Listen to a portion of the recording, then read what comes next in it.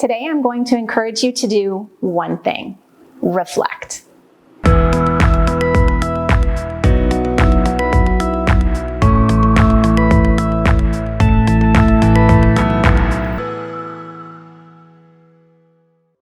A few years into teaching, I had a student come to me and ask if he could work on a multimedia project in the back of my classroom.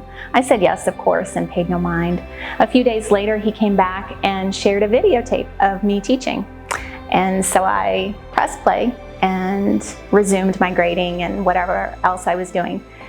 At one point, something caught my attention and I gave the video my full attention. When it ended, I stared at the blank screen and cried.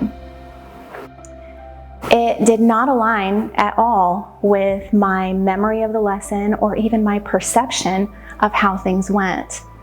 There were, of course, the little things like the sound of my voice and the fact that I sound like a 12-year-old, or the fact that I talk with my hands way too much. And something funky was definitely happening with my hair that day. But the reality was in stark contrast to the visions I had of myself in my head.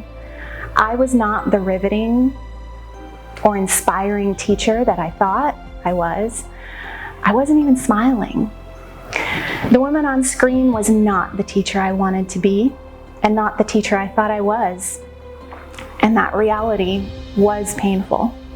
But the gift of that very vulnerable experience was that I became crystal clear about reality and where I was starting from. And that was an opportunity to improve. So once I got over the pain and the shock, I started to set small goals to become the teacher I really wanted to be. I learned a lot from that experience and would challenge all of us to not rely on the assumptions we make about ourselves, to be courageous and put ourselves in situations when we can see what others see, to listen sometimes when the criticism is harsh, but possibly true, and to face our blind spots in order to increase our self-awareness. So, if you could do one thing to increase your self-awareness and to reflect, what would it be?